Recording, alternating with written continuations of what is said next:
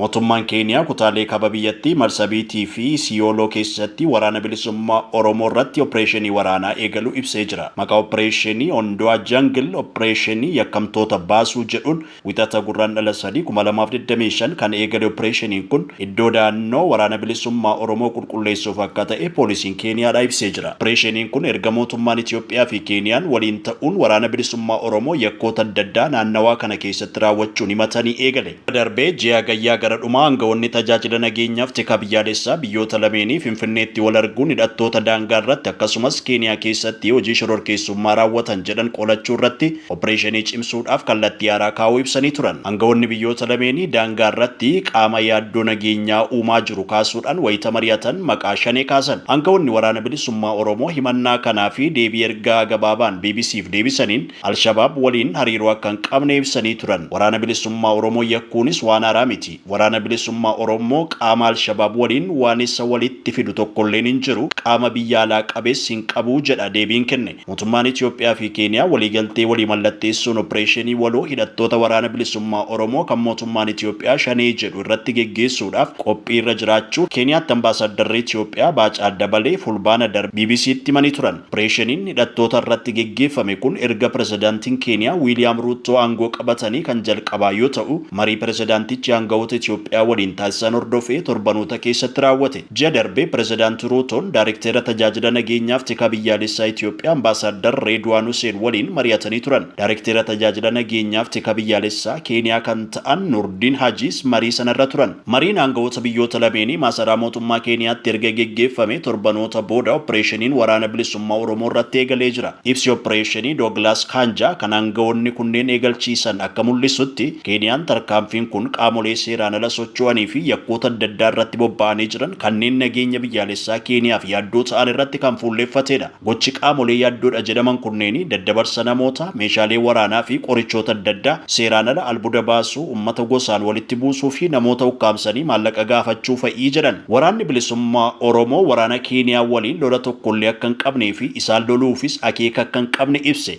Gorsaa ajajaa olaanaa adda bilisummaa Oromoo waraana bilisummaa Oromoo kan ta'an obbo Jireenyaa Guddataa yaada BBCf kennaniin lolli nuti qabnu mootummaa Itoophiyaa waliin yakki waraanaa bilisummaa Oromootti akka maxxanfamu kan godhu mootummaa Itoophiyaati jechuudhaan himatan. Mootummaan Keeniyaa daangaa isaa keessatti opereeshinii waraanaa geggeessuuf mirga qaba kan jedhan obbo Jireenyaan kana dura dhaabbachuuf karooras akka hin qabne ibsan. Mootummaa Keeniyaa irratti dhukaasni geggeessinu hin jiraatu ammoo gama Itoophiyaatiin yoo dhufe ofirraa qolachuun waan hin oolle jechuudhaanis ibsan. Keeniyaan biyyoota waraana bilisummaa Oromoo fi mootummaa Itoophiyaa gidduutti nagaa buusuuf jaarsummaadhaan tattaaffii taasisaa turan keessaa tokko. Amma garuu ibsa waraana bilisummaa Oromoo balaaleffatu baasuun opereeshiniis eegaluu ibsanii jiru.